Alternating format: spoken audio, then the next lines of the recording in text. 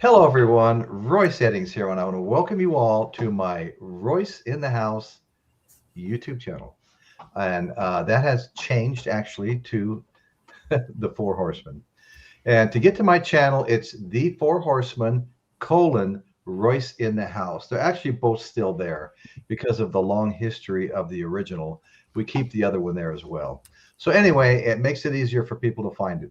So again, welcome to the Four Horsemen, your ultimate destination for all things rock and roll, classic rock, some heavy metal thrown in, some occasional pop and power pop. We're celebrating the legendary artists, timeless albums, iconic anthems that defined generations. We cover the music you love, the stories behind it, and the history that made it happen, folks. So we've got what I consider to be a very good show for you tonight. An iconic band that just has stood the test of time, Def Leppard, So we're going to be talking about, why Def Leppard is still crushing it. So let's go around the horn here a bit, and let's see, Chris, are you a Def Leppard fan, my man? Um, yes, to a degree. Yeah. I Okay. only have I have a couple of their CDs, one of the Gotcha. greatest hits, and I inherited a couple of like a Hysteria and I think Yeah. Pyromania. Okay. So Okay. Adrenalize and Hysteria. Gotcha. But I also have a Gotcha. list I can show you later. That's Oh yeah. Cool. Yeah. Okay. it's Okay. I'm not Good. sure if it's the one that's all videos or if it's the documentary, but it's one of them. Hmm. Well, okay. Okay. Well, thank you. How about you, Dawson? You a fan of Def Leppard? Yeah, we're in for heavy metal tonight, and Def Leppard totally rocks. They're part of the Yeah. new They. wave of British heavy metal Yeah. in the early '80s. So Right. they're definitely high and dry up in my books. Absolutely. Absolutely. Okay. That sounds good. Sounds good, guys. So let's get started here. So why is Def Leppard still crushing it? Well, Def Leppard's original 77-78 lineup was formed from Sheffield, England as the band Atomic Mass, consisting of vocalist Joe Elliott. And I was really hoping Dan McNew would show up tonight because Dan McNew knows Joe Elliott, and there's a band in addition to Def Leppard that Joe Elliott plays in. I think it's the Down and Outs, along with the guy that Dan and I both interviewed on my show.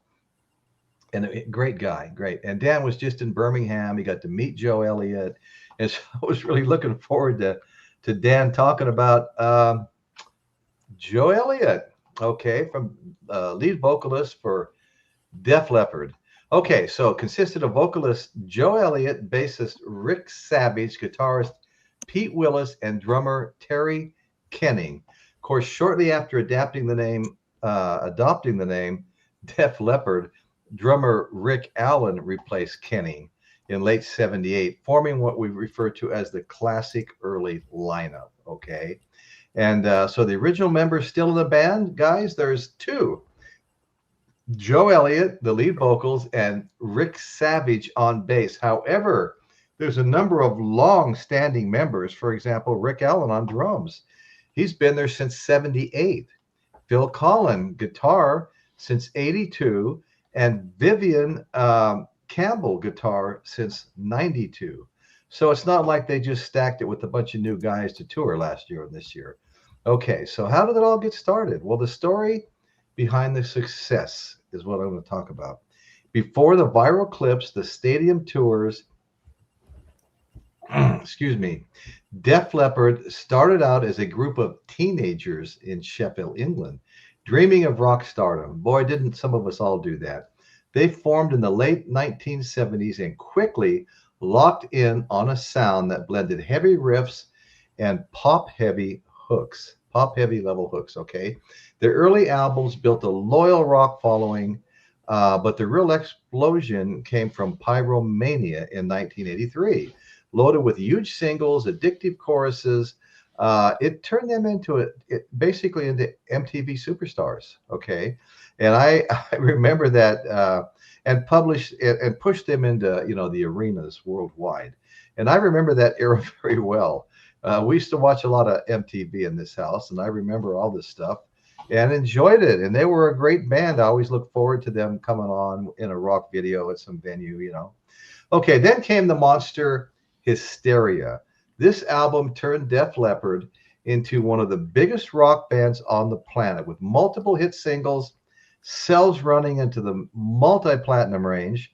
Tracks like Pour Some Sugar on Me, Hysteria, Love Bites did more than just top the charts.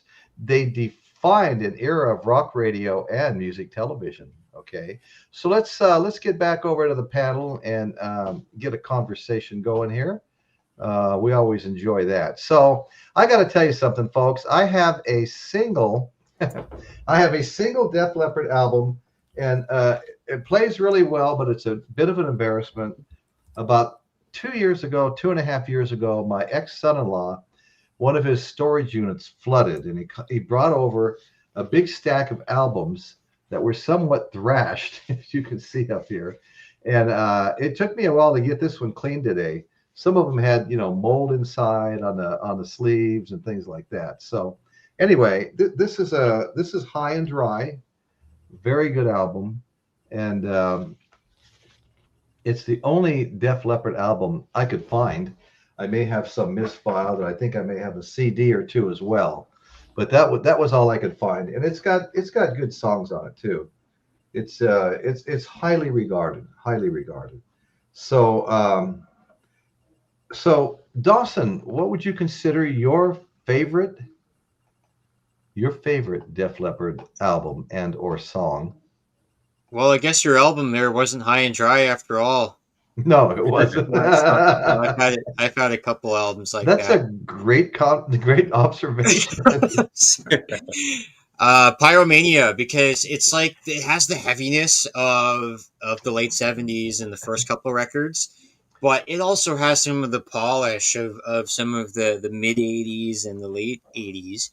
And I was at the record store one day. I got the album for like 25% off. I got a couple records for with my Christmas money the one time, and that was one of the albums that was like, you know what? I think I'm going to get that one. And right. That's got Foolin' on it, as I said in the vote earlier. Foolin' is my favorite Def Leppard song, and it encapsulates everything with what Def Leppard is all about for all rock audiences. Right. Yeah. Awesome. So how about you, Chris? I honestly don't like I said, I have the two CDs, but they were like, I was given a book of CDs, and these came along with it. Mind you, they're all right. Hysteria is pretty good, but I just based on what you were saying, Dawson, and having like read the track listing and everything, I'd probably have to say that Pyromania would be my favorite too, just from the track list. And like you said, based on they hadn't gotten completely polished like they were on Hysteria yet. So yeah. Yeah. Well, that's cool. Yeah, there's quite a few Def Leppard actually new releases, not new albums, but new releases out there. I mean, I see them at Walmart, I see them at Target. I almost bought one the other day. I had it in my hand and I kind of set it in the front of the stack and said, if I don't find anything I like any better, I'm getting this because I really want to get this. So look at that. The name Def Leppard was remembered and the letter E was dropped. Well, that's interesting, Dwayne Wolotica. Thank you so much, brother. Appreciate it. Yeah, anyway, so we're moving through here. I'm bringing up some chat messages while we're talking. Dr. Insomnia, mine too. Happy anniversary, Storm Cop 55, my brother. Happy anniversary. Let's hear it from everybody on 3. 1, 2, 3. Happy anniversary, Storm Cop 55. Perfect, man. That was so good. You rock, buddy. Yeah, you do rock, Storm Cop. We really appreciate you being here. Pour Some Sugar is the only song of theirs I can remember. The rest I completely forget. Don't know if it's them or Alzheimer's or both. That's always an interesting question, Yeah, I know. I hear you. I mean, I'm getting up there in years myself. I don't remember quite as well as I used to. You're welcome, Storm Cop. You're very welcome. We appreciate you being here, especially if it's around such an important thing like that. I'm sure you guys celebrated and had a nice Valentine's Day yesterday. My wife and I did. I mean, my wife bought me a heart shaped, about this big heart shaped ribeye steak for Valentine's Day. And of course, there's always going to be some goodies thrown in too. Okay, Rock and Robin Bird. Hi, Kate, Dr. Rick Piccolina, Royce, Dawson, and Chris. Well, hi, Rock and Robin. Good to see you. Always good to see you. Piccolina the Cat, Dr. Rick 007. Yay. All right. Okay, then we have Happy Anniversary Storm Cop from Rock and 55. Robin. Yeah, absolutely. Rock of Ages is a good song. Yeah. Yes, it is. Okay. Well, all right. We'll have to let the chat sit here for a minute, and we'll go back and have some more conversation. Okay, so their story is not just success, okay, though it's also about survival and resilience. The band went through devastating setbacks, including drummer Rick Allen losing his arm in a car accident. A drummer losing his arm, and I remember that incident very well. Instead of quitting, he learned to play on a specially designed kit, and the band carried on together. A moment that turned them into symbols of determination for many of the fans. It did for me, and I remember seeing him play, at some venues on MTV and stuff, and I'd never seen so many pedals, on the floor to help him, help him overcome the missing arm. He had all these pedals, so it wasn't just like the big drum on the floor. He had pedals working other things to allow him to get the same sound with the one arm. So all my respect. I mean, I really felt bad when that happened, just devastating. Oh, we've got Jersey Devil here. Awesome, man. We've got Joseph Blue, of course. And yeah, I've been actually interacting a bit with the chat. My dear friend Caitlin Stoddard, Kate's Magical Corner. She streams twice a week. I don't always get to catch the shows, sometimes parts of them because I'm at work. They're during my working hours.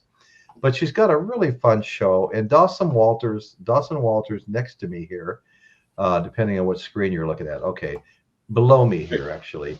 Oh, yeah. Dawson is, I think, most often times on her show as a co-host. And they're a really good combination. I enjoy watching them. And I encourage everybody. I've noticed a lot of people that come to my show and Michael Nolan's show are now going to Caitlin's show. And it's been exciting to see some growth there. So anyway. Thank you. Yeah, no, and Dawson, you do a great job over there, just like you do here and any place else that I see you. Okay, Winslow. I remember when Pyromania was released. It's a great album. Oh yeah, it really is. Let's see. Okay, so Dr. Insomnia says, was it a heart-shaped cow? I guess so. I guess you have to say it was. A heart-shaped cow, yeah. Piccolina the Cat, Dr. Insomnia, yeah, heart-shaped cow. Okay, so all right, let's hold on one second, folks. I was just trying to I don't even want to talk about it. Trying to eject somebody. We've got Jersey Devil. Okay, folks. Okay. So that was a real show of determination to the fans. When the drummer learned to play with the one arm and the multiple pedals, so he could access other things. So Def Leppard were actually inducted in the Rock and Hall of Fame in 2019. The classic rock icons Def Leppard are back on the road again, performing massive stadium tours. They embarked on a major tour in 2025 and featured a summer North American run with 20 dates, okay, including festival appearances, state fairs, The tour featured rotating support acts like Bret Michaels, from Poison. Always liked Bret Michaels, I liked his voice. I liked their songs, Something to Believe in. How iconic was that? Singing about Vietnam and stuff. The Struts and Extreme. Okay, so Bret Michael, the Struts and Extreme all rotate in and out as a supporting band on some of their venues. Okay, running from May through August 2025 before transitioning to a 2026 Las Vegas residency, which is ongoing as we speak. And it's at the Coliseum at Caesar's Palace. February, their first show is February, is it 17th or 18th? Let's see. Today's 17th. On Tuesday is their first show at the Coliseum at Caesar's Palace, Def Leppards. And that's a great venue, I've seen Elton John's $1 Million Piano there. Oh, just amazing. Absolutely amazing. Okay, so here's why their shows are going to be a must-see for 2026. And I'll tell you where they're all at, toward the end here. Okay, based on their February 2026 Las Vegas residency at the Coliseum at Caesars, the current lineup for Def Leppard consists of, well, it's been the lineup for a long time. Joe Elliott vocals, Rick Savage bass, Rick Allen drums, Phil Collin guitar, and Vivian Campbell guitar. Okay, Def Leppard are Def Leppard are proving that rock legends do not retire. They just go bigger, louder, and more viral. If you think that they're just an 80s nostalgic act, guess again, folks. Their current tour and streaming numbers would shock you. Fans are screaming every word to the hits like Pour Some Sugar on Me, Hysteria, and Love Bites. Okay, so Pour Some Sugar on Me, the ultimate Def Leppard sing-along that never dies. Okay, great hooks and choruses, and that feel-good 80s rock energy. This one still explodes on playlists, stadium speakers, and TikTok edits. Okay, so then another song, great song that everybody loves, Hysteria, is smooth, emotional, and big screen cinematic. This track leans into shimmering guitars, soaring melodies, giving you the slow burn, giving you that slow burn, baby. We would like that slow burn. Okay, another couple of songs, Animals, Love Bites. I'm just mentioning a few songs, fan favorites. These are two fan favorites, staples that keep streaming strong. Animals, a punchy, upbeat, built for the crowd, while Love Bites is the power ballad you put on when you want that dramatic, hard on the sleeve vibe, okay? Beyond the classics, the overall vibe, right now, a mix of pure nostalgia, must-see live energy, and surprisingly fresh relevance, for a band that's been around since the late 70s. Beyond the classics, newer material from their recent albums still blends perfectly into the set list, mixing modern production with the, instantly recognizable Def Leppard chorus punch. The overall vibe right now, a mix of pure nostalgia, must-see live energy, and surprisingly fresh relevance. Okay, so if you want to know how big Def Leppard still are, look them up on social media, on TikTok and on YouTube. You will find fans filming massive crowd sing-alongs during the choruses. Want to see the fan base? Want to see what the fan base is posting right now? The vibe in the fan base right now is a mix of proud, emotional, nostalgia, and pure hype. Def Leppard are still a must-see live experience, and I would like to see them. They're going to be at their residency almost the entire month of February in Vegas, and then we'll get into that in a minute. The band continues to play major venues, festival-style bills, rolling out a set packed with hits, sing-alongs, arena-level production. Uh-oh, my screen! I almost lost my screen. Giant hooks, big lights, and a crowd that knows every lyric. So that's impressive to me. Okay. Over the years, they have stacked up. They have stacked up, folks. Massive album sales across the globe with multiple gold and platinum certifications. Iconic status as one of the defining acts of the 80s rock and hard rock scene. Ongoing tours proving that their catalog still hits hard in front of today's audiences. Okay, so I want to get the panel back here involved, guys.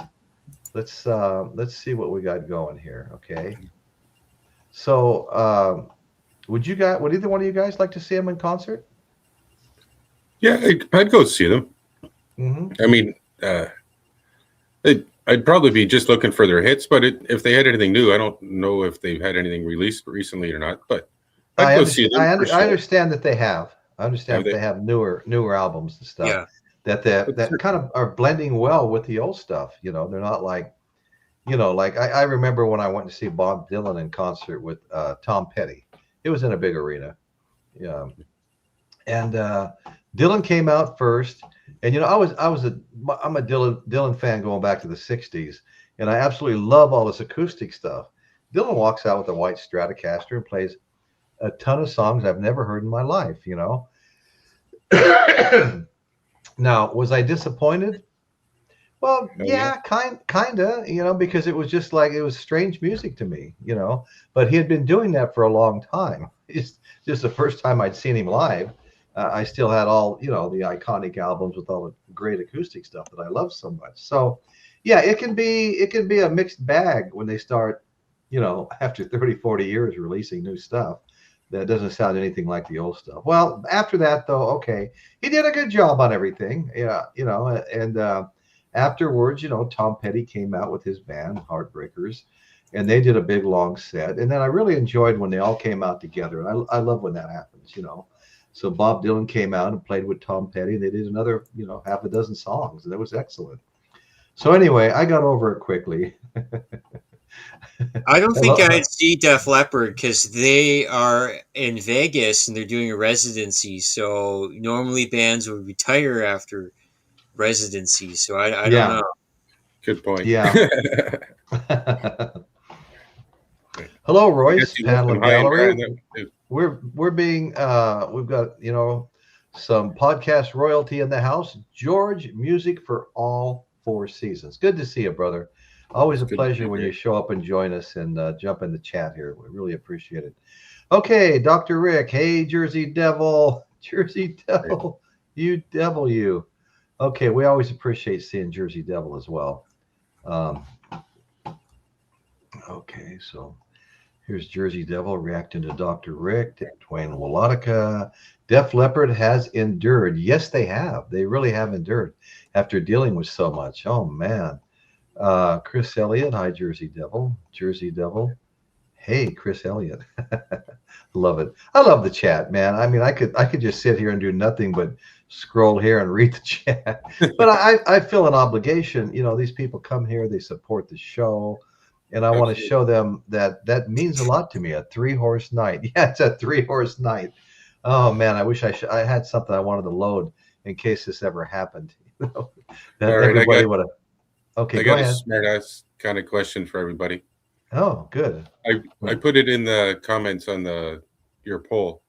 It's basically the song "Pour Some Sugar on Me." Now, what's the inspiration for that sugar? Is it brown sugar?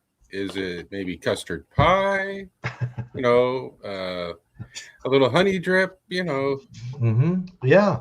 And I saw that. I saw that earlier. It was in the early chat. What is your Rolling Stones, Led Zeppelin, all I have a smart ass answer. Sugar, sugar, oh honey, honey, for all Valentine people. Yeah, true. Right. Yeah, no, I don't have an answer for that, I mean, I could speculate, I mean, we all love the Rolling Stones brown sugar. In fact, I did a video on, on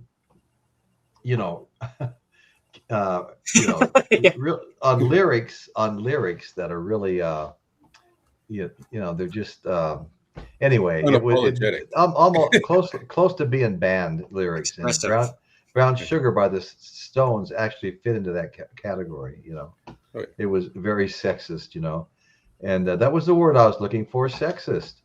And there was a whole bunch of them. Lou Reed, Take a Walk on the Wild Side. There was a bunch of stuff that was. It was a fun video. If anybody ever wants to go look it up, Yeah. I have a lot of fun videos out there. I've been doing a lot of shorter ones lately, midweek kind of pre-recordeds that I put on with a live chat and advertise in advance for them. And I've got when I was looking for what to do on this show, I've been thinking about Def Leppard for a long time, but I had a bunch of other ideas too. And I went through all the other ideas, made notes, tried to, type up a show that I can study and add to. And I wound up setting those all aside to be pre-recorded, And but I've got some cool stuff coming up. I think everybody will be. I don't want to. I don't want to start throwing stuff out there pretty soon. Other people will have it on right before I was going to do it. I do that Michael Jackson biop that's coming up in April, and I actually like doing the biops, and I won't say that the Hollywood versions necessarily. They don't throw a bunch of stuff in there just because it's Hollywood, right? But I enjoy them for the entertainment value. I've seen the going way back. I've seen the Bob Marley. I did a pre-show on the Bob Marley biopic. I did one after the biopic. I did the same thing with so many. I mean, we go way back. We go back to Buddy Holly. God, I can't think of his name. Country and Western star that died not too long ago. But Merle Haggard. No, Johnny Cash. Oh, That Johnny Cash biop was really, really good, And I find something to like about all of them. And I know Michael Jackson, he had a worldwide audience, and so I was happy to get out, a conversation on his biop because I think that might, I'm in a weird period right now. People haven't thought about Michael Jackson in a long time. But his fans were diehard. I'd be watching the news and Michael Jackson's showing up for a court appearance on pedophilia, and there's tens of thousands of cheering people, holding signs up. They're so excited. He jumps up on the hood of a car, dances a little bit, and everybody's just going completely nuts. And I've never seen anything quite like that, So I can only imagine that his biopic will be a huge worldwide success. So I wanted to do something on that and get it out there early, and talk about it a little bit more before it comes on, because people will be going online and searching for things to do with Michael Jackson because of the biop. So anyway, sometimes it's kind of like it's the long game. Let me call it that. Not going to do that great right now in terms of views. I put it on Thursday. It has almost 170 views, which is not spectacular, but it was a short video on an off night Thursday. But I'm not making excuses. Like I said, that's the long game, and it may turn out that there is no long game. Whatever, Hey, it was an interesting video. I watched it earlier. It's an interesting video. Yeah. Sure. Like, I didn't realize that it was his cousin that was playing him in the movie and all that. So. Jermaine Jackson's son, his brother's son. Right. And I guess he did a really impressive job. In fact, they filmed so much that it had good reviews. Yeah, it had good reviews. I think the kid's going to really, first movie role, period. I think everybody's really going to be impressed with him based on what I've seen. But the trailers that are out right now, they have trailers that just came out a few days ago, and there haven't been trailers that got any higher views than these have gotten. These trailers have just blown up. So anyway, we'll see how the long game turns out. Okay, huh? I'll watch it. The movie that comes. Oh, I will too. Give me a biopic. Give me somebody with a guitar and a microphone or someone dancing. I'll watch it. Yeah, me too. Well, I love the Bob Dylan one. I thought that was great. Yeah. And there's been a lot of good ones that I've enjoyed. Let's see. Bob Dylan was great. Bob Marley was great. The Bobs were good. And I did several shows on Bob Marley, kind of around the biopic. And of course, Bob Dylan too. I made a couple of shorts, Bob Dylan shorts, like 15 seconds long. and one of them has something like, if I'm not mistaken, around 8 or 9,000 views. That's how popular it was.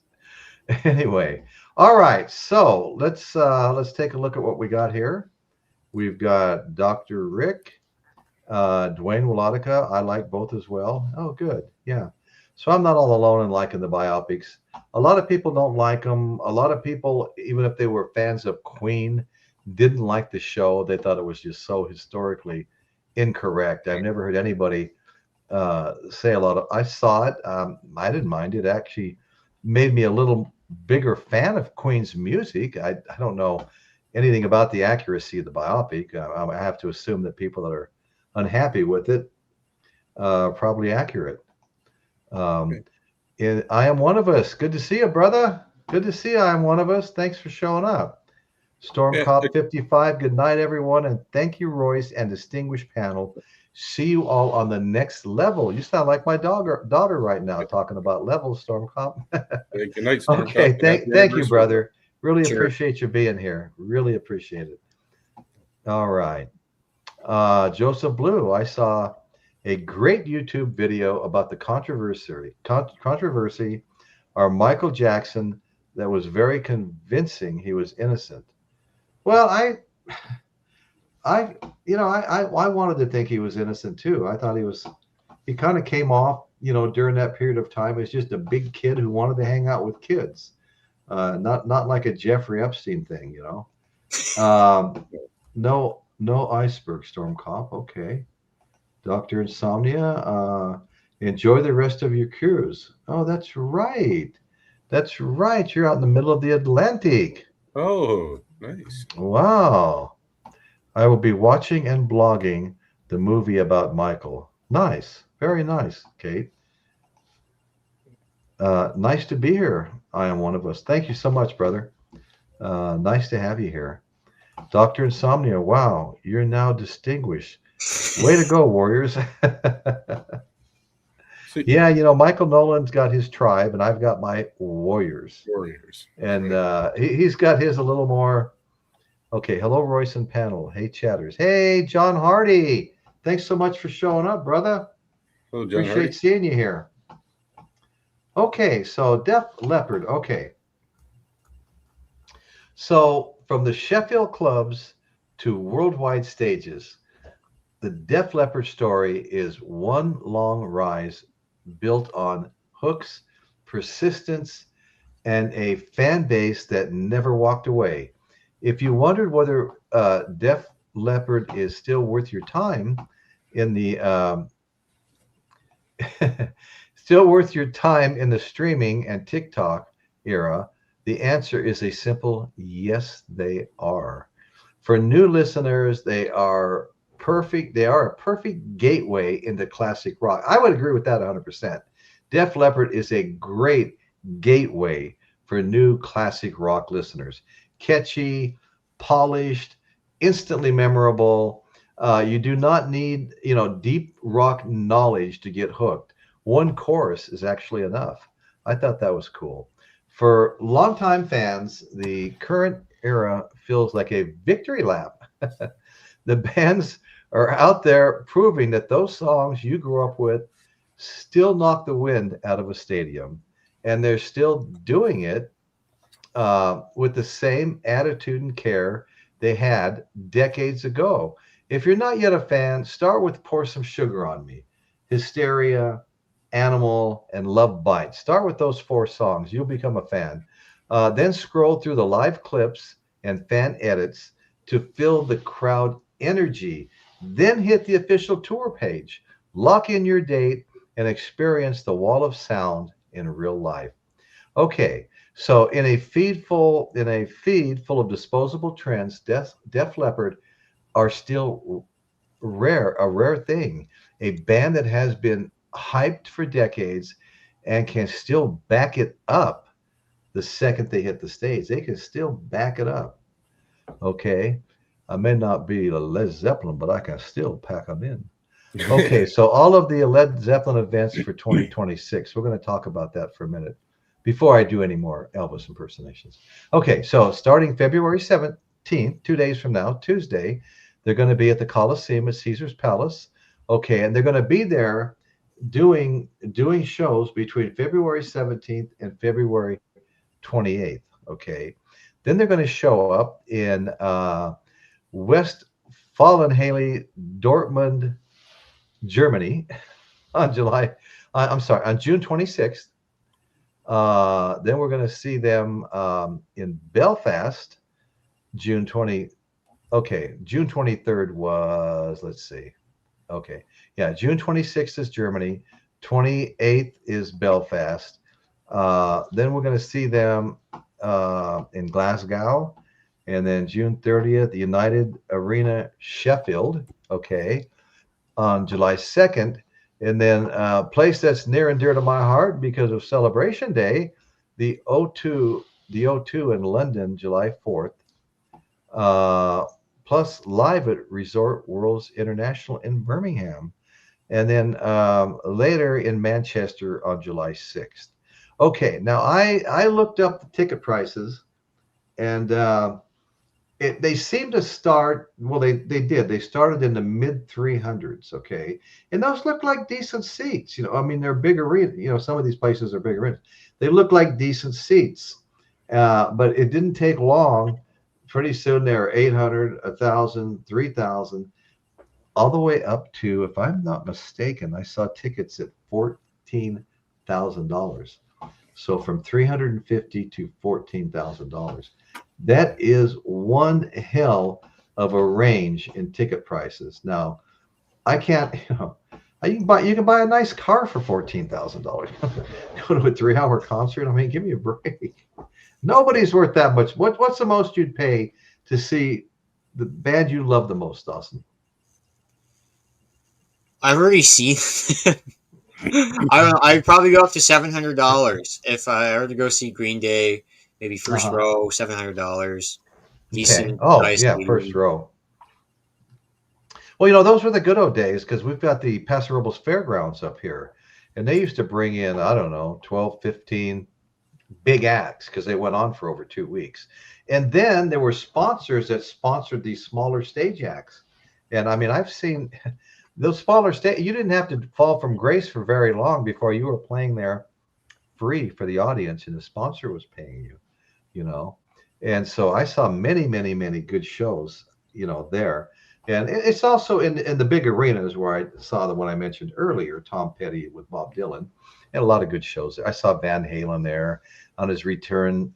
When they got back together with David Lee Roth, they were on tour.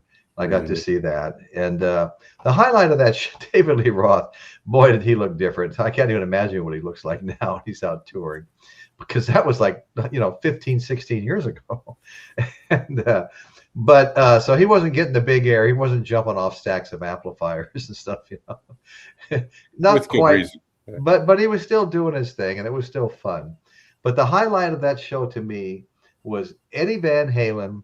Everybody wanted an encore. Eddie Van Halen wanted to give it to us. Eddie Van Halen came out with a little wooden chair, set it out, kind of in the front of the stage in the middle, lowered the microphone down and sat down.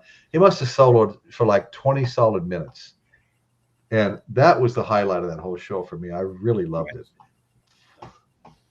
But yeah, we saw so many good shows over there. I mean, we were going to the shows when our 40-year-old kids were 6 years old, so you can imagine. And the cool thing was, if you were willing to spend the night outside in line, you could always wind up in the first 3 or 4 rows, at a huge arena and a big venue, And so there were many times we were up close there. Then we went to one show. It was Slash's Velvet Revolver, and he had the what was it? The Soundgarden singer that had kind of been fired from. Was it Soundgarden? What was his name? Stone Temple Pilots. Stone Temple Pilots. Yes, Scott Weiland. Yeah. So anyway, we got to see them. We were up close too, And so that was a great show too. And Scott Weiland, what a character! He looked like a freaking spider climbing around with his megaphone in his hand, And I sang every song through a damn megaphone. I wasn't expecting that, but it was still really good. And I'm a big fan of Slash's guitar playing. I always have been. I liked Guns N' Roses. I still like Guns N' Roses. Had tickets to see them in concert, along with Metallica at the Cow Palace, about up Nice. by San Francisco, 2.5, 3 hours, Well, 3 hours, let's say, away. And I let my oldest daughter talk me out of that. I kept telling her, no, no, no way, because I was a fan of both bands. I finally gave them to her. What an idiot. I regret that to this day more than ever now. I saw Slash here in Windsor. Uh-huh. Probably like just before COVID, maybe 2018 or something. What a great show! Mm-hmm. He had Miles Kennedy singing with him. It was great. Oh yeah, yeah. He did a bunch of. I've got one of their albums, Slash Yeah, with Miles Kennedy and the Conspirators. Yeah. And you were saying about the concert. I think the most I paid for a concert was when I took my dad to go see Roger Waters, and it was $135 American per ticket. So. Oh wow, that's great, Chris. Which that's was almost so cheap. No, it's about 200 Canadian. So. No, okay, well, yeah. if you look at the exchange today, back then it might have been about 175 or something. But. Right, yeah. Dwayne Melodica, Scott Weiland, yes, sir. That was a good show. Slash is a great guitar. One of my favorite guitarists. He's finally. I'm glad to see a lot of people that I so much respect for. Their musicianship, finally getting what they deserve. Slash has come way up at what people think about his guitar playing. Another one that always bothered me and never see him up at the top was like Mitch Mitchell, the drummer from the Jimi Hendrix Experience. I mean, right. To keep up with Jimi Hendrix and the way he played and do such a damn good job. I saw a poll recently, a drummer's poll, where I think it was something like that particular poll was rating him as the sixth best drummer of all time. And I was really happy to see that because I've always been a big fan of the Jimi Hendrix Experience. Still am. I probably have 27 Jimi Hendrix albums. He made 3 studio albums. And right. Yeah. You just mentioned albums, and we were talking about Chuck Berry the other day, last week. Mm-hmm. 2 weeks, whatever it was, 2 weeks ago. When I was putting away our records, because we're getting our floor done, so I had to pick up all the stuff and bring it in the basement or whatever. Okay. And my girlfriend's records, and I came across this. Oh, look at that. Wow. Chuck Berry collection, Rock and Roll Revival. That's awesome. Nice. Did you know you had that, or you just hadn't? No, just happened to come across it. It's side 1 has Rock and Roll Music. Nadine, Is That You? That's School Day. Song. Yeah. In the Wee Hour, I Think of You. Right. And then side 2, Johnny Be Good, Carol, Blues, and Sweet Little 16. Yeah, that almost sounds like my great 28 of his best hits. I think every one of those are on that. Yeah, so that's a great album. Pretty cool too. Oh yeah, he was so good. I became a fan. I think I was 9 years old of Chuck Berry, and we had one rock and roll station that we could get from Henderson, Nevada. Came out of Vegas, called Kino, and really that was like about the only channel I could get. Yeah. You guys probably don't remember this, but they used to make these little transistor radios that were about cell phone size that slipped in your shirt pocket. You had one little earphone, and that's how you listened. And you were lucky when you could get one station to tune in and play, because they were like $4, $5, $6, And so I had one. I'm walking around the neighborhood, up and down my street, listening to rock on Kino, and I fell in love with the song Chuck Berry's "Riding Along in My Automobile," baby beside me at the wheel. And an older friend walked over one day and goes, "Hey, Royce, what do you listen to?" I said, "Chuck Berry." And he goes, "Oh, you know about Chuck Berry?" I go, "Yeah." I said, "He's my favorite. It's my favorite band, favorite musician, whatever I said." And he says, "Wow, well, what were you listening to?" I said, "Riding Along in My Automobile." He goes, "Oh yeah, you need to look up his other songs. He's got better songs than that. He's great. He's one of my favorites too." And I've been a fan since like 9 years old, So a lot of great stories about him. And Keith Richards was maybe his biggest fan, and finally got to go on tour with him. And Chuck could be kind of he didn't treat Keith very well, Yeah. I mean, Keith's got enough talent. He played Chuck stuff his way for years and years and years before he got a chance to go on tour.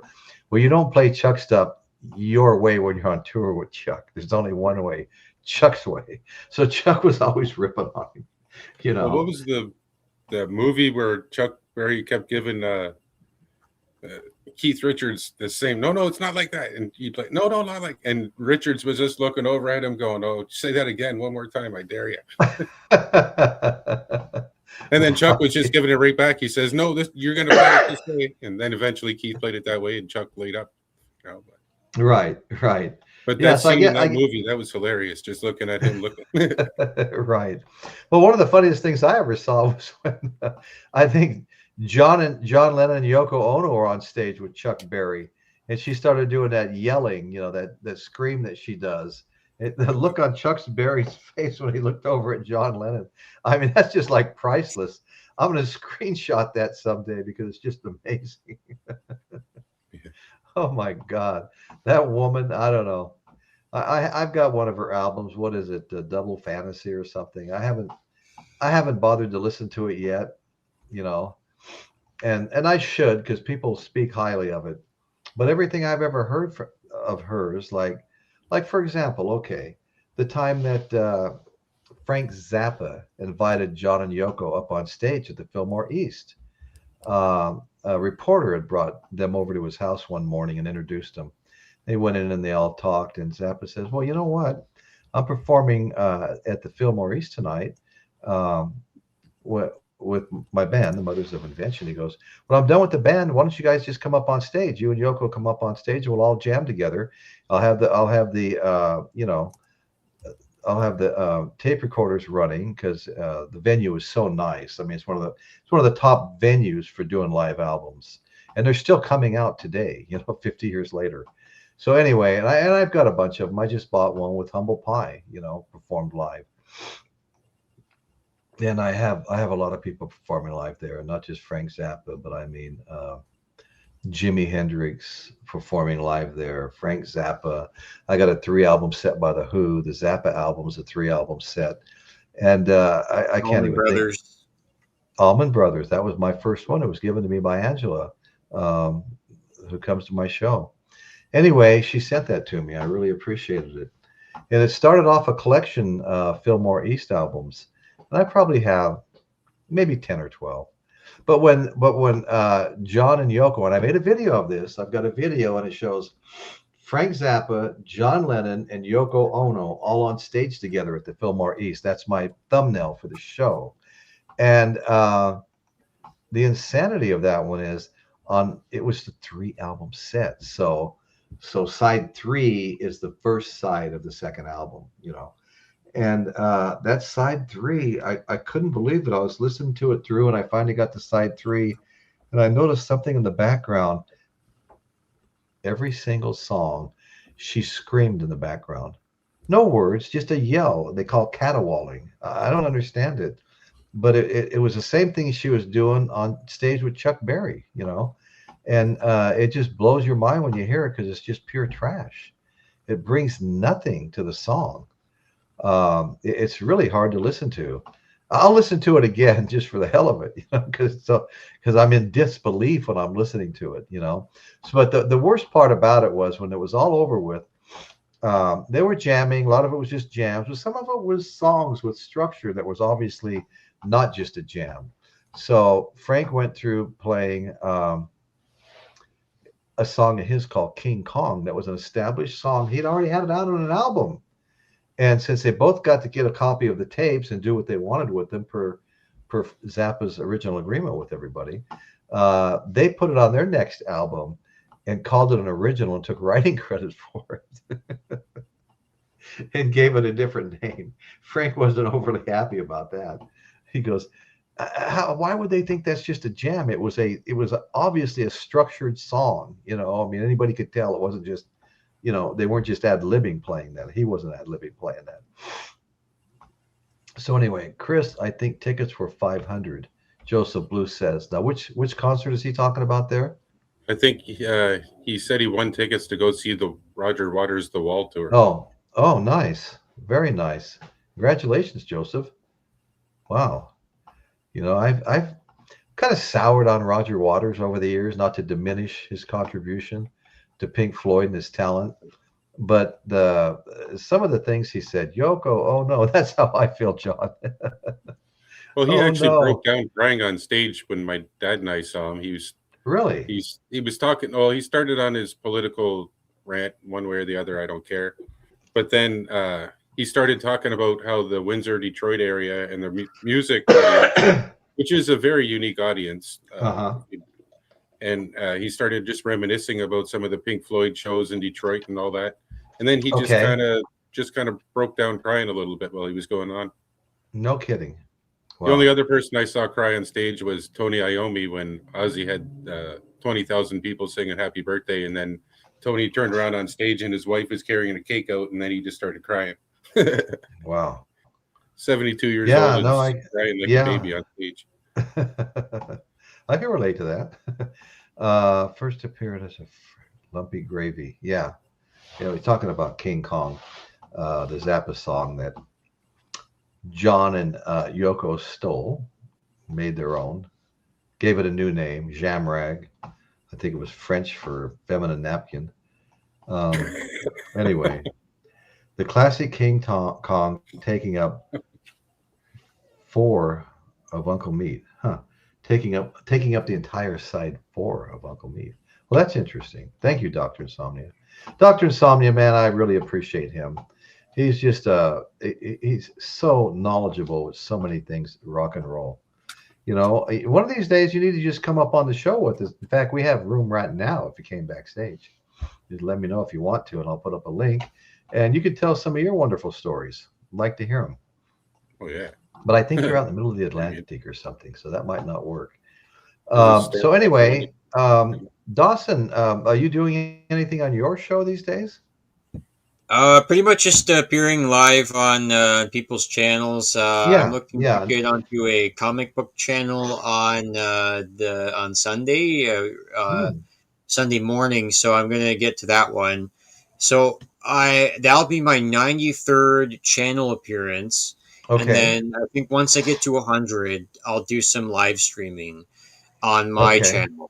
But I just have a lot of I don't have much space on my computer, so I'm gonna make some space and organized. Oh, I know.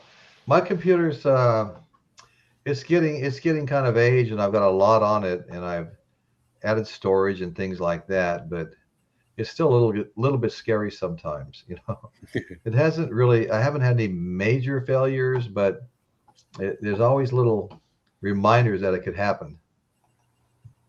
Okay. Oh yeah, I got concert pictures, guitar. I play guitar too, so I got clips on there. So if you ever want to check anything out, I can always put some up here too. Oh, cool. Yeah, that'd be cool.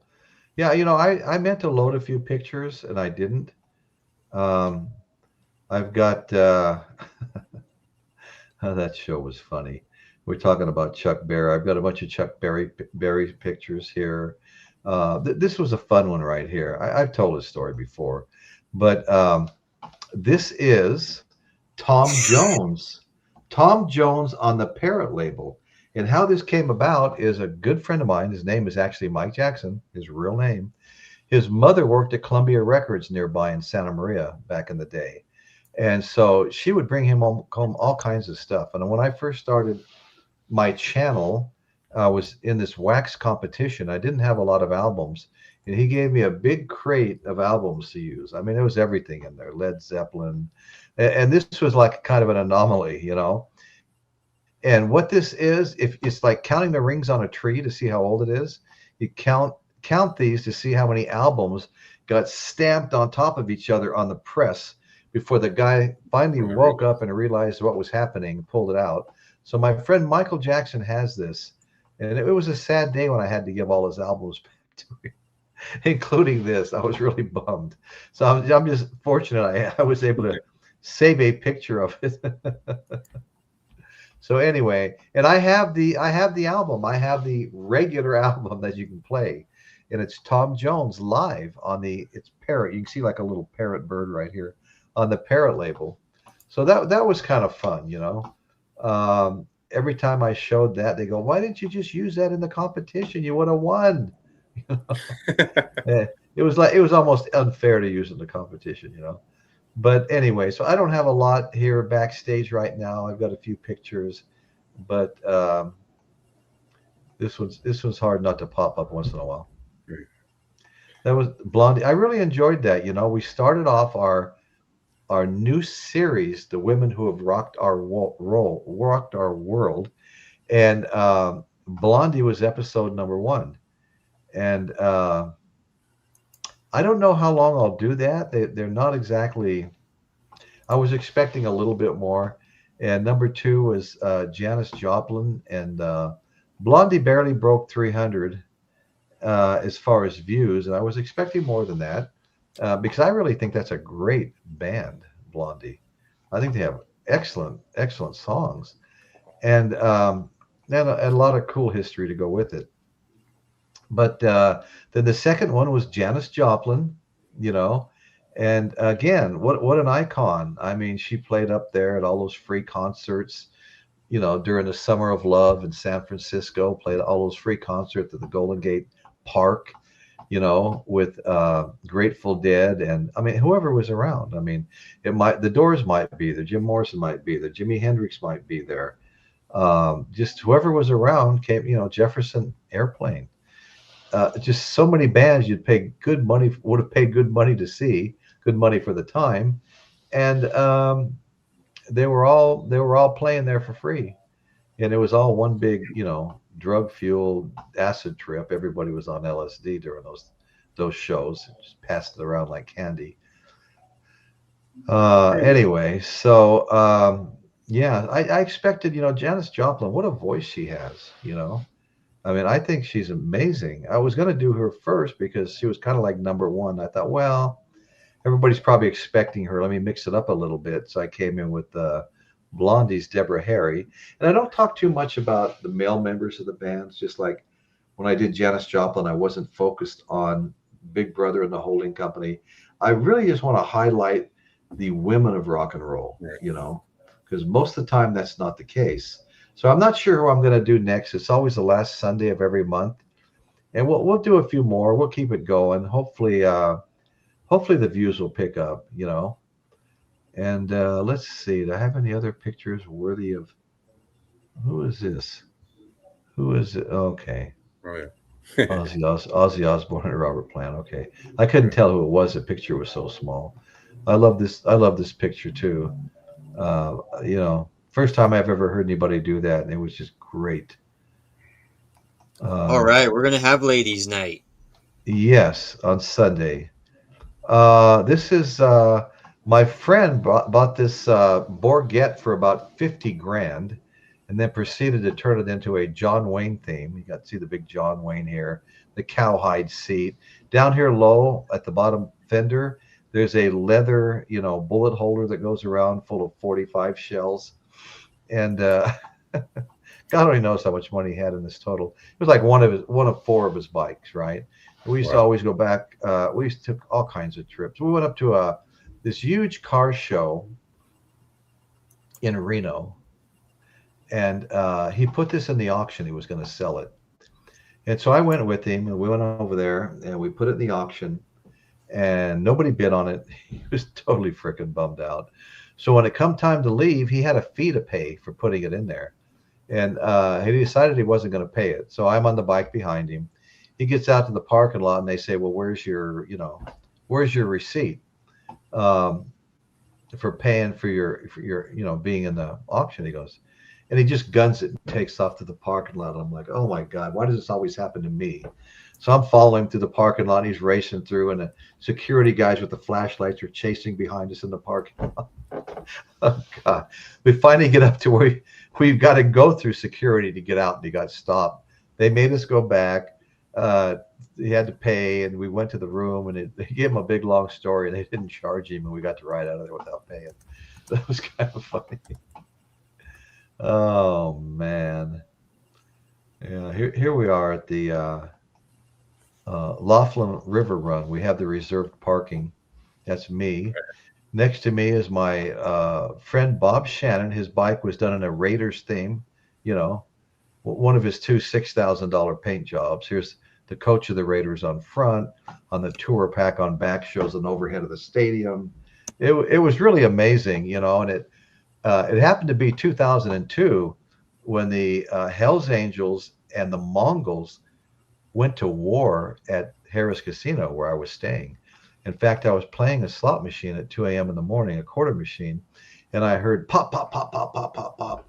And I looked around and nothing happened. And I heard it again. And here came a flood of bodies running up the aisles with blood dripping off their arms and stuff.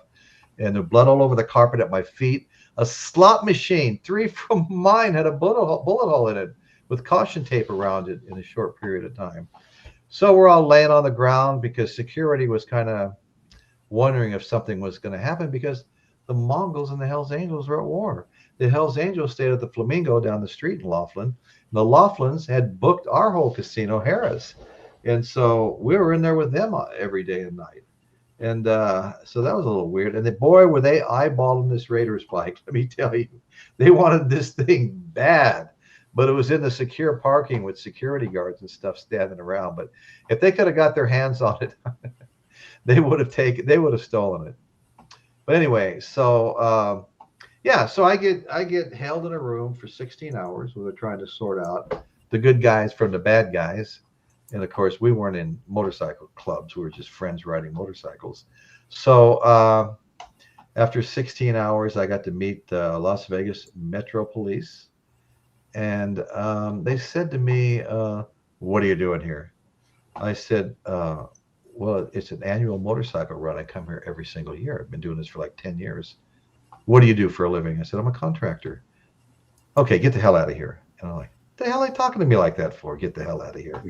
You know? And I was kind of pissed off about that. But then I was really bummed because Sonny Barger, you know, the kind of godfather of the Hells Angels, was down at the Flamingo the day before, sitting out at the table with, you know, guards around him and stuff, and he was autographing his new book. You know, Sonny Barger became a writer. And we were going to buy him the day before. Well, no, come back tomorrow or the next day. What's the big deal? Well, after the shootout, it was kind of a big deal. We just thought he'd be gone. So we walked down to the Flamingo, and lo and behold, there's Sonny Barger signing copies of his book. That's me shaking hands with him, grinning from ear to ear. And then here we are, me and some of my friends are in there. That's me with the shirt I was wearing the night before during the shootout, all skulls and everything, piles of skulls along the bottom. And there's, you know, Sonny Barger, my friend Bob Shannon, my good friend's son-in-law, Kevin, and his wife, Charity. Anyway, so we're all standing there holding our books, you know, that he just signed for all of us. So anyway, fun times, man. You know, but my love of motorcycles goes back a long ways. Here's my father. He returned from World War II, and like so many, he bought a motorcycle. This happened to be a 4-cylinder Indian, and if you could find one for 60 or 70,000, you'd be doing really, really good. He paid $300 for it at the end of World War II. So anyway, he rode bikes. I rode bikes. Henderson, Nevada, you could have a license to ride bikes at only 14 years old, up to a certain horsepower, but you could ride them on the freeway, 65 miles an hour, right out to Las Vegas and stuff like that. Do anything you wanted. We were mobile at 14, baby, but they were really scraping the 14-year-olds up off the freeway from accidents too. That wasn't good. So anyway, hey Royce. So anyway, yes, sir. Hey, I was hoping Dan to be here, but I want to put it on here anyways, and I'm sure Dan will watch this after.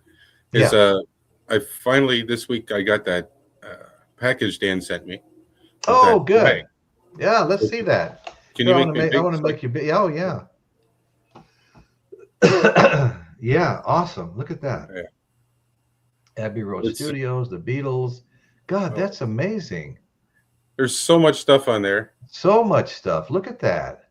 Like I took a picture of it and emailed you, Dan, Michael, and Nick. That's the only emails addresses I had. But okay, man, it's cool. There's so many. That's signatures and stuff on there. Awesome. Yeah, that's really so cool. Yeah, he sent us the book, Ozzy Osbourne's book called Last Ride. You know, his final kind of memoirs, and been a little lazy reading it, but I like what I've read so far, and I know I'm going to like the whole thing. But I think that's really cool. Yeah, look at that. Wow. Well, Yeah, Dan told me yesterday he had things come up. You know, he wasn't going to be able to come on the show tonight. Yeah, I that's pretty saw. cool. Yeah, no, it's really cool. I like that a lot. And to think it's actually, it says it's a tea towel. I couldn't imagine using that as a tea towel. Yeah, right. No way. Right. That's too awesome. Yeah, or anything else. That's a wall hanger right there. Yeah. So I had it up Okay. behind me earlier, but you couldn't really see it, so I figured I'd show it off. Okay. Yeah. Yeah. No, that's good. So anyway, we have a lot of comments here. I don't know how far behind I am in the chat. I always like to, hit all the chat messages that are up, before we close the show. We got Douglas Gilbert. When I first heard Yoko Ono with John Lennon live album Montreal, I would go see Godzilla films at the theater. That's cool. Hey, Kevin Hall surfing. My wrenched up brother. How are you? Hi there. Hi. Good to see you, brother. Chris Elliott. Who's that? Hi, Kevin Hall surfing. Okay. Kevin Hall surfing. The guy who's trying to steal my thunder. Right. Rampage Video. I'm going to guess 13 albums. Dr. Insomnia. Michael Jackson. Is that what you said? Well, yes. Michael Jackson, my friend Michael Jackson, not to be confused with the Michael Jackson biopic I just did a video on that everybody needs to go check out. Winslow Red Cross, laughing out loud. They really did, Royce. So far back on the chat, I wouldn't know for sure what we're talking about now, but I want to get all the comments up. Joseph Blue, waiting for Chrissy Hines. Yes, that's Chrissy Hines. She's gonna be on the short list to come up next. Dwayne Wolonica, Janis Joplin is great. Blondie is great too. Yes, they are both great.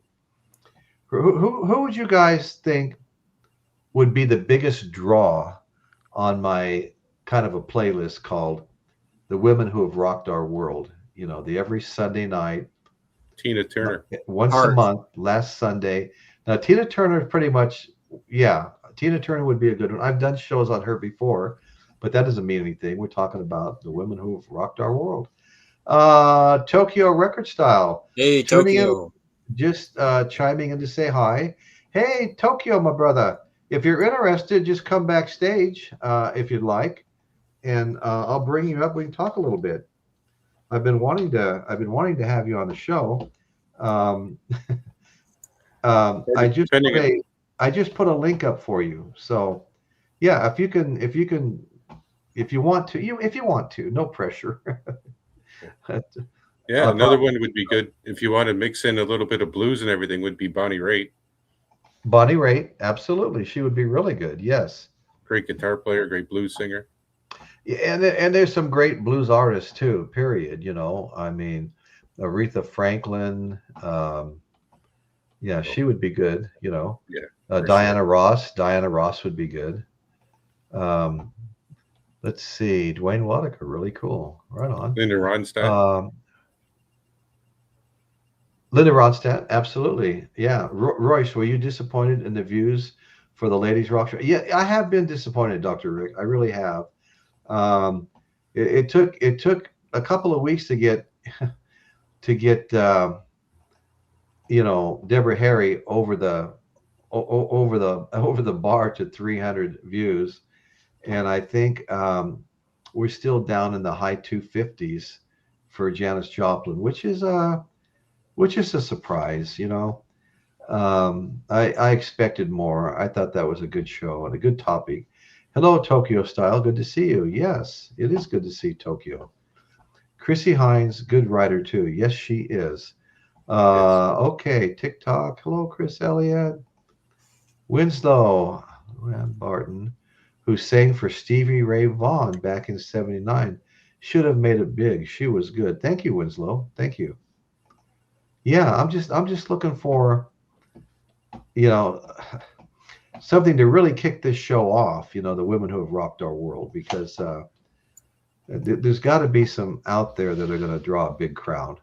And if once Joan you get Jett? further into the thing, you could go like maybe female background singers that had the most impact, like Yvonne Elliman the one who was the only one on Led Zeppelin, Uh-huh. and she did a lot of work with Eric Clapton, and I think she did work with the Rolling Stones as well.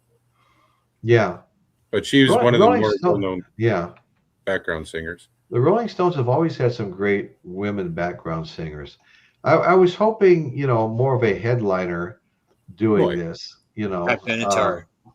Pat Benatar, there you go. Yeah, Pat Benatar, absolutely. Rossington. Dale Krebs, okay. Let's see, Jersey Devil, Don Henley. I must be way behind here. That was from one of the pictures you had earlier. Yeah. Very good, Jersey. Thank you, Joseph Blue. Winslow, cool pictures, Royce. Thank you, Winslow. I don't like to. None of them were relative to what we were covering tonight, but I'd kind of gotten through with the narrative I had for tonight's show. I'm not sure what happened to Michael Nolan because I know he likes Def Leppard too. Oh, I got tons of Def Leppard stories. Oh, do you? Well, let's see. Tokyo. I'm a motorcycle guy too. Grew up on bikes and have had many over the years. Have 3 at the moment. Yeah, I had 3 Harleys at once. My Fat Boy that was customized, my Ultra Classic touring bike, and then I had another one that see if I can get this out. My ex-sister-in-law, married to my younger brother, her husband at the time went to Sturgis, South Dakota. I went to Sturgis myself on my bike. Betty and I did. We went 3,400 miles in 5 days of driving. The total trip was 7 days. But in 5 days of driving, we did 3,400 miles. But anyway, so her husband went to the Sturgis run in South Dakota, got in an accident and got killed. And sadly, he had another girl with him that he brought from their town. And she sold me his wrecked bike for the $2,000 the insurance company was going to give her for it. And I was in the process of customizing it. I was really going to do it up nice too. In fact, I was even going to put a little logo of him. I had a picture of him riding the bike. He had great big ape hangers, He was a real tall guy. Ape hangers like 12 feet in the air. And I was going to have that painted on the back fender and call it John's Ride. His name was John. I never really met him, but he seemed like he was probably a pretty cool guy. But things came along and recessions happened and things had to be sold, and they did. And that was the end of that, So anyway, Chris Elliott, thanks, guys. Jersey Devil, I Googled that Ataris owner. I couldn't remember it. Okay. Another one of those, how did we not think of it till later? It was from, Fleetwood Mac, Michael Nolan's favorite singer. Yeah. Mike. Yeah. She's pretty good. Yeah. Oh, yeah. No, she is. Yeah. And there's 2 of them that are there. Christy and Stevie Nicks. Chris McPhee. Stevie Nicks, I'm thinking more specifically because she had I name too. Yeah, and I knew you were talking about her. But Kevin Hall Surfing says he sent me a pic of his 1960 chopper to my Facebook Messenger. Okay, well I'm not gonna lose the show to try to find it on my computer. No, but I can find it here. Let's see, Kevin Hall, 2 new messages. Photo is covered to protect you from unwanted content. What? Oh, look at that. Wow. See if I can turn that sideways and make it bigger. Okay, well, anyway, here we go. Here is his chopper. Cool. Yeah. Oh my God. Yeah, no, that's a very nice looking bike, That high back seat like that almost had a picture of a Harley WLA Easy Rider. Easy Rider. Dennis Hopper's like with the straight back up like that. Yeah. Yeah. That was the look, Yeah. That was the look. I got my first Harley when I was 18 years old and it had kind of a similar look to it. I hadn't extended the front end or anything yet, anything quite like that. But with each new little phase, I would change it. I had just put a new paint job on it, pearlescent white with some red. Okay, that's really cool looking. Okay, well, I see there's a message from Michael Nolan. No doubt telling me he's not going to make it. Okay. But you know what? Everybody's busy. It is what it is. I couldn't make it to his show last night because it was Valentine's Day and I had plans. Dr. Rick. Dr. Rick, Tina. Absolutely, Tina. Joseph Blue. Thank you, sir. Hard. Great in the 70s. Yes, they were. Yeah. Oh yeah, the Wilson sisters, they're definitely on the short list to be covered, you know. Well, that Wilson, she's a hell of a guitar player and those voices too. I love that Kennedy Center thing where they do Stairway to Heaven and Led Zeppelin is all sitting up there. And well, bless my heart and bless my soul. We have Brian, Tokyo Records. How are you, brother? Hey guys, Hello. thank you Hey, for the everybody very Happening. say, nice everybody say, invitation. you're quite welcome. I'm so happy you took us up on it. Anyway, how are you? I'm great. I'm happy to say hello. It's in the middle of our Monday and it's a work day and I Oh, meant to be at my office and I've got a late start today and I'm having lunch at home, but I got a boogie here along the way, but okay, I'm okay. sitting here in front of my stove. I'm cooking some lunch and I thought I would just hopefully I don't get caught and I'm playing hooky here, but I'm gonna be yeah, Well, but I saw heard you talking about motorcycles, heard you talking about rock and roll. It's just like I got to heard the invite and I was very chuffed. What's up, gents? How do you guys do? Nice to see everybody. Happy to be here. I think this is I Likewise. don't know if I've popped onto the stream before. I'm happy to I be don't, I here. don't, not No, that I, never. no, I've seen you in the chat, but I don't think you've been on at all. Yeah, Appreciate that. Yeah. yeah, but I've been wanting you to come on. I mean, I know you came up one time, and we were in the middle of like, a huge troll fiasco at the time, and Oh, there no, was that wasn't also me. That wasn't me. That no, was I know somebody. it Yeah. was somebody. Yeah, Somebody no, playing that's you. Yeah, right. somebody stealing. No, we worked it out before the show was over. Right. Right. It's a But there little was bit. there was Yeah. somebody in the private chat that had actually stolen your identity. It was in there with the trolls, and Yeah. Yeah. Yeah. yeah, so Sorry that kind about of that. oh I no no, attract them. They not they not your like the problem. they like to when they see they like to take people down a rung or two, people who are sort of like a little bit too happy-go-lucky. It sort of Yeah, invalidates their that misery or something, that so that they really bothers them, doesn't it? yeah, it does. I had Yeah, to say it's cool to hear you had a Harley at 19 and that you've been to Sturgis, and unfortunate to hear that you've had buddies pass on bikes. I love bike culture, and it's a great way to like live and a great way to, yeah, just, it's the best. And if you haven't, it's hard, because it's like owning a gun or something. You got to you got to have that safety course. You got to yeah, respect the other, and it's not right, really it's other people you got to be super mindful of, right? right. Oh I yeah, mean, no, there's no yeah. I'm sorry. Go ahead. and I didn't mean to interrupt. yeah.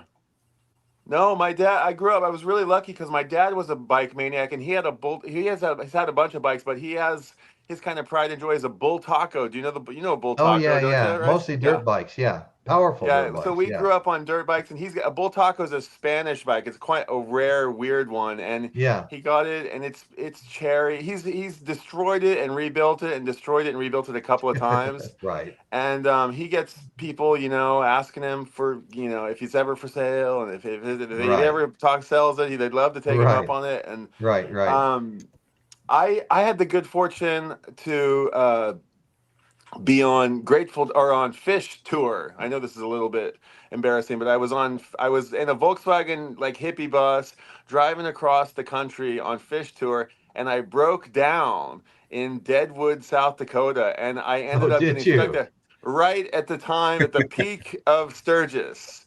And we had no Oh, yeah. idea that Sturgis was Right, a thing. I had no clue. I right. was like, damn, South Dakota's filled with Harley dudes and Hell's Angels. And then I ended up staying there. My little caravan of gypsies left me there, well, thinking that I'd be back on the road in half a day. And I ended up getting stuck there and fell in love with the place because it's Yeah. so, as you know, it's so Oh, nice. yeah. The Black Hills of Dakota, beautiful. Oh man, it's what an understated part of the country, and Oh, I hope it, totally. Yeah. yeah, really amazing. Let, And I let me ended up let me. staying there for like a summer. I stayed all Oh, summer, and did I you got a little, really? yeah, I got a job at a little the garage. It's kind of a funny story. The guy who ran the garage, I found a little import garage. The only guy in town who worked on Volkswagens.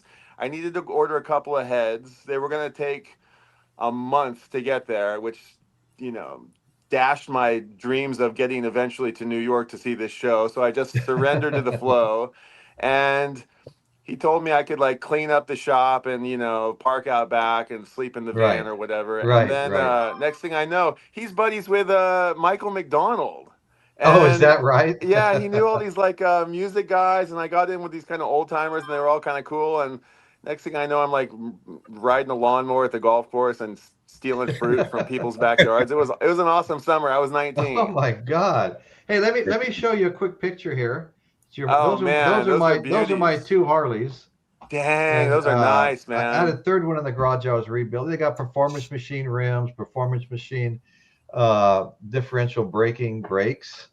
And Wow, so no, I had a lot of fun with these. Painted the ghost flames on this one myself. They're hard to see in this picture. You can beautiful. see them better with my grandson on the bike. See the blue Oh man, ghosted flames. Yeah, very cool. yeah. No, it was a fun time. I really miss You not don't being have able bikes to. anymore? At the You've still moment, got. no. At the moment, no. Oh, But here's a picture of me. I'm at the look at you. Crazy Horse exhibit in South Dakota. Oh my Hey, that's Uh, my name. gosh. when, Yeah. I was I would have that never thought. that was a Sturgis run. Me and my wife covered 3,400 miles in 5 days. The whole trip was 7 days, but 3,400 miles was done in 5 days of Wow. riding. I mean, Amazing. my wife, what a trooper. Here's a picture of her and I standing next to the Sturgis sign. Right. Right. Cool. Yeah. So You guys anyway, look cool.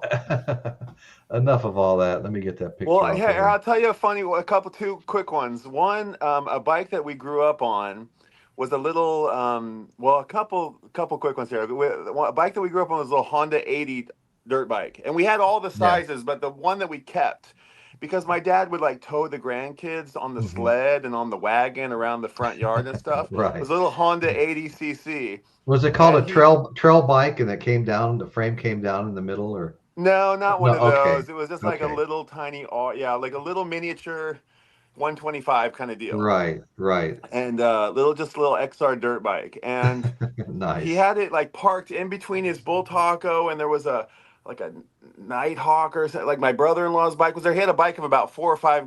He had a garage full of about 4 or 5 bikes at one particular time, and he noticed that the little Honda that taught us all how to ride motorcycles was gone one day. Wow. And he was like, "Where's the Honda?" And he's looking around for it, and he didn't even notice like when it was gone. And he said, "Well, somebody must have nicked the Honda from the garage one day when the door was up or something." And he was telling me about it, and he said, "Well, thank goodness they didn't get the other bikes, but dang it, they got our little Honda that we all grew up on." And I said, "Oh man, if I could have caught him, I love that bike." And my dad said, "No, no, no, Brian, just think about it. Think how much joy that bike brought us, and think how much joy it's going to be bringing the person who stole it." And he was like genuinely happy that it got stolen, and that it was going to bring the next, generation of, people. And it's never going to die. It's one of those bikes that it never dies. Right. Right. So Well, yeah, it's that's funny when you said Honda 80, it really resonated with me because my very first motorcycle, 14 years old, uh, was a Yamaha 80. okay. A Yamaha 80. We could have a license at 14 in Henderson, Nevada. Well, all of Nevada. That was the law. So we all had bikes and we could go anywhere. It was a great time. Um, Yeah. I mean, the reason I live in Tokyo actually is the day that I arrived. I mean, this is my second day here. I got to talking to a couple of weirdo punk dudes on the street, and they were just kind of look like me, and they started saying to me, this is 20 years ago. They said, "What are you doing here?" And I said, "Oh, this and that." We're just kind of walking, getting through the language, and we got to on the topic of motorcycles, and they were like. I said, "I got bikes back home." And they said, "Oh, really? Do you have a license?" And I said, "Yeah." And they said, "But you can't ride in Tokyo, can you?" And I said, "Actually, I did get that. I not on a whim. I went and got that international license." And I said, "Yeah, I ride motorcycles. Give me the motorcycle thing." And I said, "Yeah, I'm legit." And they were like, "Can you really ride? Like, you're not going to crash into a wall?" And I was like, "No, no, no. I can ride." And they said, "Well, let's go. We have an extra bike. Let's go riding around Tokyo tonight." And I was like, hell yeah. The next thing I know, I roll up on their little posse, and they've got all these like matte black Yamaha SR little lo-fi Little loud rocket 600 cc's. Yeah, man, they're like all crotch rockets. badass. Yeah. And Oh yeah. dude, next thing I know, I'm like zipping through Tokyo like it's a video game, and I'm like the neon and the That's so funny. tunnels and I was like, dude, I want to live this. I want to do this every day. That's how it Yeah. started. Right. Motorcycles. Right. Sorry to geek out on motorcycles, guys, but yeah. No. That's a No, good story. we were enjoying Yeah, the hell out of great it. story. Totally. Yeah. I'll tell you, Great I story. just got a new bike last summer. I made a couple of videos about it. It's I got a sidecar. Oh, okay. I got a sidecar, and so Nice. I went down. And the first time I went down to, I can't really talk about it because I want to have a big debut. But I got it. It's at a fabricator, and it's been there for like 6 months. And I got a little project I'm working on, and think like taco truck, something along those lines. Okay. But I went and found this sidecar down in southern Japan, and I took the bullet train overnight train or whatever, get down there, and took 5 days to ride it back to Tokyo, and it was a blast. And Oh, have you ever yeah. ridden a sidecar, Royce? You ever ridden this? No, I haven't. No. Man, can I tell you? You basically got, I don't know, 2 or 4 vertices to deal with on a two-wheeler, right? You got steering and you got leaning left and right, right? That's basically you're gyroscoping around doing, I don't know, checkers, right? But when you get on a Right. sidecar, suddenly you turn right and the thing starts to veer left, and you turn and you accelerate Oh, and it yeah. goes left, and you slow down and it Oh, turns no. right. And suddenly it's like you're flying an airplane, and it's a whole different sport altogether. And it's Right. dangerous and fun, but visceral. And there's like a lot of communication that goes on between you and the bike, and it's really, really fun. Right. Really fun. Yeah. Yeah, I've got a pilot's license. I used to have my own Oh, cool. Okay, that'd be something. four-seat Cessna airplane. Got my license in the Wow. early 90s. Wow. And I joined a club that had, well, I had my own plane, but I joined a club that had about 20 Wow. planes. So I could just get checked out in a variety of airplanes, Did you guys know this about Royce? He's a pilot. He's a Harley dude. He's like running with the Hells But Angels in Las Vegas. I brought up the motorcycles, but I don't know if I've ever brought up flying. Wow. Yeah. That's cool, man. What were you in the I mean, like, how'd you get into flying planes? When I was a kid, my father would always say to me, he wanted to be a pilot when he joined World War II, but he couldn't. He never graduated from high school, so they wouldn't let him be a pilot. So anyway, he was always saying to me, "Hey, Royce, when I was just a little kid, how'd you like to go take ground school, learn about flying planes?" I go, "Yeah, let's go." But we never would do it. But then my across the street neighbor, who was my dad's kind of a drinking buddy, he had an old Navion, a military 4-seat airplane. So he would take us all flying, and some pretty hairball stories. There was one time when they were flying over the neighborhood, and my father was like waving, and we're all standing in the street, and our mothers were standing in the middle of the street hugging and crying, sure they were going to kill themselves. Oh God! Yeah. But anyway, so then my best friend Terry, we're still friends to this day. He was best man at my wedding. But Terry's dad bought a brand new Mooney airplane. What a beautiful airplane! And so we used to go flying in that. Then we used to go flying in the Navion across the street. And it was something I always wanted to do. So business was good, and I went and took flying lessons. Did my ground school by myself at home. Just studied and passed it, and got my license. And then a friend of mine found a plane out on the airport that hadn't been even annualed for about 5 or 6 years. Hadn't been getting flown, just sitting there collecting dust. And he offered him, what was it?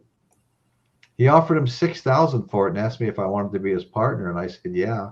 So $3,000 a piece. We had a 4,000. We had a 4-seat airplane. And our 2 really close friends, a little bit younger than us, owned the mechanics garage out there. And they did that annual that hadn't been done in 6 years for free.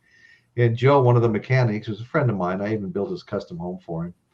Said, so he goes, I'm flying it first. Until I say it's okay, you guys can't fly it. Wow. So after they annualed it, he got in it and flew it for about an hour, circling the airport and stuff to make sure it was okay.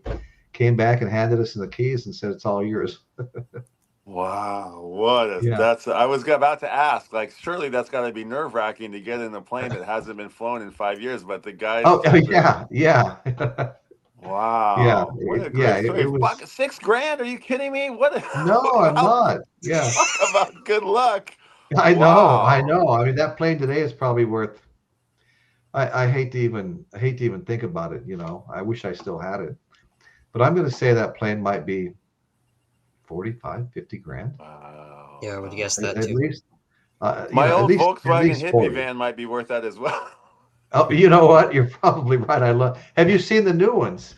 The new I just electric. saw one for the first Yeah. time yesterday, actually. Oh, Apparently they didn't survive. They didn't make it. They're already done with it. now I didn't know that. Are you Yeah, serious? they didn't sell that many of them, I guess, and they're not that popular. And I forgot what, maybe the rebate. I don't know what it is that made them. Yeah, They're expensive. They're Mhm. like 80 grand. I know they are expensive. Yeah, Right. Something but like those that. those Yeah. old ones with the little windows across the top, they're worth that much too. Oh yeah, yeah, yeah. More probably even. Yeah, Yeah, it's true. but Well, you can hey all. man, it's real fun to Okay, hang out. I should get to all my right. job before I get busted on Okay. chatting Well, on thanks YouTube. for coming on. Join us again. Thanks for having me. I'd love to It's a little bit tricky because it's in the middle of my workday, but today I happen to be Yeah. home, and I sorry to commandeer the conversation about motorcycles and stuff, but it was fun to connect with it No, with no, no. everybody. It was great. I enjoyed every minute of it. No, I appreciate it. We'll see you on the Right next one. on, Yeah, man. I'll stay here in the Okay. chat. Yeah, nice to see you guys. Go See you, Brian. Canada. It's good to see you, Take care, Dustin. Take care. brother. Bye. Bye. Yeah. Go ahead. Goodbye. Okay. Any closing statements, folks? I think that's a show closer right there. Pretty close. I just want to say I enjoyed doing the show tonight. I love the chat. Thank you guys all so much for being here and supporting the show. Really appreciate it. Kevin Hall Surfing, Dr. Rick, Brandon, my buddy Brandon from Down Under. Love you, man.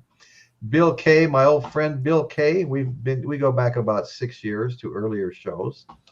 Douglas Gilbert, how are you? Kevin Hall Surfing, Chris Elliott, who's that? Dwayne Melodica, Joseph Blue. Yeah, no, it was fun tonight. I enjoyed it. Let's see. Kevin Hall Surfing, Oz had simple combi. This was awesome. Cheers, everyone. Yeah, thank you, guys. You got Chris, you or Dawson have anything to say? Show closers, I mean. Not necessarily, no. Okay, and that's fine. That's fine. Everyone in the chat, Def Leppard rocks. Start your journey on Def On Through the Leppard Night. rocks. I agree completely. The first yes. album from Def Leppard after their first iteration, On Through the Night. It's got some solid rock. I mean, the production's not great, but that's how they got recording their music. And Right. if you're going to start the journey, that's where you got to go right from the beginning. I agree. True enough. Okay, Dawson, Chris, thank you guys so much. We're going to sign off now. We appreciate everybody in the chat. Always enjoy the chat. The chat makes the show. So anyway, guys, that's it. And that's what's happening in Royce's world today. Thank you all so much for joining us. Okay, good night, everybody. Good night, Chris.